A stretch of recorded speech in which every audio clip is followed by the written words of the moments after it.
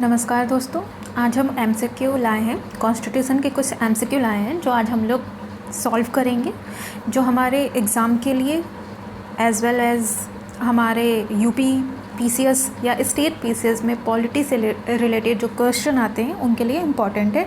तो आइए स्टार्ट करते हैं। पहला क्वेश्चन है, लोकसभा की बैठकों की गणपूर्ति होती है, ठीक है, तो कुल सदस्यों की संख्या का 1/10वां या कुल सदस्य की संख्या का 1/10वां या 100 सदस्य, इनमें से जो भी कम हो, या कुल सदस्य की संख्या का 1/3वां या 100 सदस्य। तो इसका जो सही आंसर होगा वो होगा कुल सदस्य की संख्या का 1/10वां। ये हमारा कहाँ दिया हुआ है? ये हमारा अनुच्छेद 107 में दिया हुआ है, जिसके अनुसार संसद की कार्यवाहियां प्रारंभ करने के लिए गणपूर्ति होना आवश्यक है। गणपूर्ति सदन के सदस्यों की संख्या का 1/10 होना चाहिए।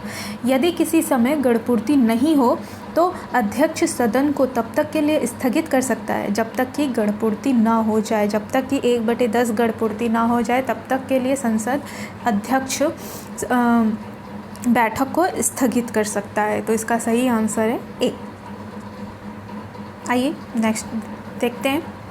किस वाद में सर्वप्रथम क्रीमी लेयर का सिद्धांत, जो किसी जाति के खुशहाल वर्ग को आरक्षण की परिधि से बाहर रखता है, प्रतिपादित किया गया था?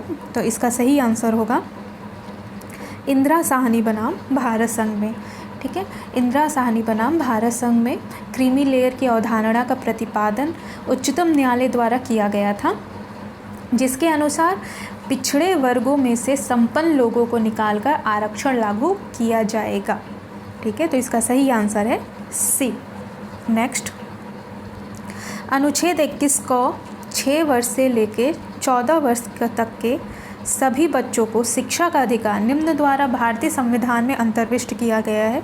ये सबको पता है, 86वां संविधान संशोधन अधिनियम द्वारा 2002 द्वारा, ठीक है। 86वां संविधान संशोधन अधिनियम 2002 द्वारा अनुच्छेद 21 के पश्चात एक नया अनुच्छेद इसमें 21 क जोड़ा गया, जो उपबंधित करता है कि राज्य ऐसी रीति द्वारा जैसा कि विधि बनाकर निर्धारित करें 6 वर्ष की आयु से 14 वर्ष तक की आयु के सभी बालकों को निःशुल्क और अनिवार्य शिक्षा का उपबंध होगा। यह संशोधन उच्चतम न्यायालय द्वारा कौन से केस के बाद में निर्णय में किया गया था? तो उन्नी कृष्णन के बाद में किया गया था, ठीक है, जिसमें 6 वर्ष से 14 वर्ष की आयु के बच्चों के शिक्षा के अधिकार को अनुच्छेद 21 के अधीन मूल अधिकार घोषित किया गया था। अनुच्छेद 21 के द्वारा कौन से किसके बाद में? उन्नी कृष्णन के, ठीक है।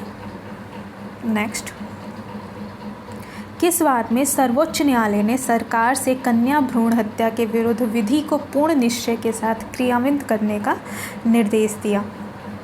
ये काफ़ी बार एग्ज़ाम में आ चुका है। अभी तक मैंने जितने भी क्वेश्चन बताए सारे एग्ज़ाम में आ चुके हैं, सारे रिपीटेड क्वेश्चन हैं, ठीक है। तो ये होगा आपका, क्या होगा? ऑप्शन सेकंड, मधुकेश्वर बना बिहार राज्य में, ओके। नेक्स्ट, क्षेत्रीय संबंध का सिद्धांत संबंधित है। Very important question again. तो ये आपका संबंधित है अनुच्छेद 245(1) से, अनुच्छेद 245 से। इसमें अगर क्लॉज पूछे तो क्लॉज 1 से, ठीक है। अनुच्छेद 245(1) से संबंधित है क्षेत्रीय संबंध का सिद्धांत। क्षेत्रीय संबंध का सिद्धांत होता क्या है? देखो, क्षेत्रीय संबंध का सिद्धांत ये होता है कि राज्य की विधायी शक्तियों का विस्तार राज्य क्षेत्र तक ही सीमित है, परंतु इसका एक अपवाद भी है, अर्थात राज्य द्वारा बनाई गई विधि जो राज्य क्षेत्र से बाहर के क्षेत्र पर लागू हो सकेगी यदि राज्य और विषय वस्तु में कोई संबंध हो, ठीक है। समझ में आया यहाँ तक? नेक्स्ट, उच्चतम न्यायालय के निम्नलिखित में से किस निर्णय के पश्चात संविधान संशोधन द्वारा सामाजिक तथा शैक्षणिक दृष्टि से पिछड़े वर्गों के लिए विशेष प्रावधान जोड़े गए? विशेष प्रावधान जोड़े गए सामाजिक और शैक्षणिक दृष्टि से लोगों के लिए। तो इसका आंसर होगा सी, मद्रास राज्य बनाम चंपाकन डोईराजन, ठीक है। मद्रास राज्य का नाम चंपाकन दोईराजन। नेक्स्ट, इसको मिलान करना है, मिलान कीजिए। चलिए, इंडिया अर्थात भारत राज्यों का एक संघ होगा। ये क्या है? ये आपका है इंडिया अर्थात भारत राज्यों का एक संघ होगा, मीन्स ये आपका है संघ तथा इसका परिक्षेत्र। तो यहाँ पे इसका 3 हो जाएगा। विचार, अभिव्यक्ति तथा पूजा की स्वतंत्रता, ये क्या है? ये प्रस्तावना है, तो यहाँ पे 1 हो जाएगा, ठीक है। भाषण एवं अभिव्यक्ति की स्वतंत्रता, भाषण एवं अभिव्यक्ति की स्वतंत्रता, तो ये क्या है? ये है स्वतंत्रता का अधिकार, तो 2 हो जाएगा। और अल्पसंख्यकों के हितों की सुरक्षा, तो इसका आप ऑप्शन 4 तो 3 1 2 4 3 1 2 4 ऑप्शन इसका है 3 3 1 2 4। ओके। नेक्स्ट, विश्वविद्यालय का एक आचार्य जो एक प्रख्यात विधि शास्त्री है को न्यायाधीश नियुक्त किए जाने की अर्हता प्राप्त है। कहाँ पे अर्हता प्राप्त है? बहुत ही सिंपल क्वेश्चन है ये। इसे अर्हता प्राप्त है सुप्रीम कोर्ट में, उच्चतम न्यायालय में। और ये कहाँ पे हमें बताया गया है? कौन से आर्टिकल में? ये आप बताइए हमें, ठीक है। चलिए नेक्स्ट, संविधान के किस अनुच्छेद में राष्ट्रपति की पुनः निर्वाचन के लिए पात्रता दी गई है? राष्ट्रपति का पुनः निर्वाचन कौन से अनुच्छेद में है? तो अनुच्छेद 57 में है, ठीक है। अनुच्छेद 57 में राष्ट्रपति के पुनः निर्वाचन की पात्रता दी गई है।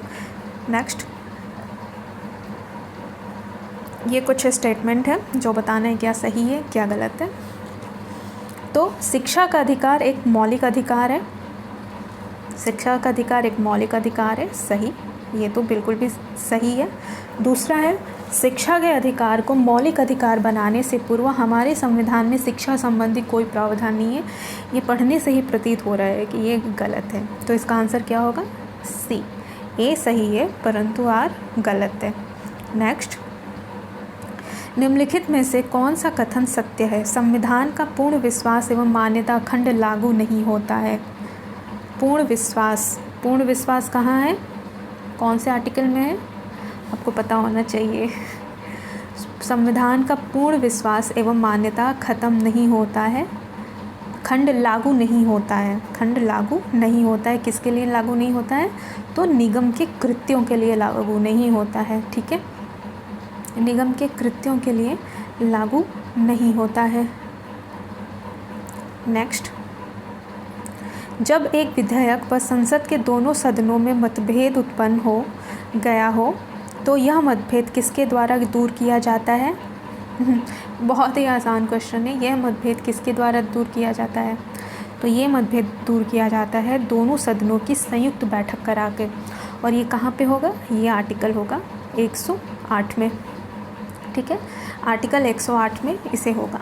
आर्टिकल 108 के अनुसार जब कोई विधेयक एक सदन द्वारा पारित होने के बाद दूसरे सदन को भेजा जाता है और दूसरा सदन विधेयक को अस्वीकृत कर देता है, मीन्स विधेयक को पारित ही नहीं करता है, विधेयक में किए जाने वाले संशोधन पर दोनों सदन असहमत हैं, या जब दूसरे सदन को विधेयक पारित किए बिना 6 माह से अधिक समय बीत चुका हो, याद रखिएगा 6 माह अधिक समय बीत चुका हो लेकिन अभी तक विधेयक पारित नहीं हुआ हो, तो राष्ट्रपति दोनों सदनों की संयुक्त बैठक करा सकता है आर्टिकल 108 में, ठीक है। नेक्स्ट, निम्नलिखित में कौन सा राज्य का नीति निदेशक तत्व है? कौन सा राज्य का नीति निदेशक तत्व है? तो ये तो शिक्षा का अधिकार तो नहीं होगा नीति निदेशक तत्व। संपत्ति का अधिकार एक संवैधानिक अधिकार है। उच्चतम न्यायालय में याचिका दाखिल करने का अधिकार मौलिक अधिकार है। तो नीति निदेशक तत्व है ग्राम पंचायतों का गठन, ठीक है। तो ये रहे हमारे कॉन्स्टिट्यूशन के कुछ क्वेश्चन। होप आपको पसंद आया हो और आप इसके आंसर भी बहुत लगा लिए हो क्योंकि बिल्कुल सिंपल क्वेश्चन था। Thank you so much. Thank you.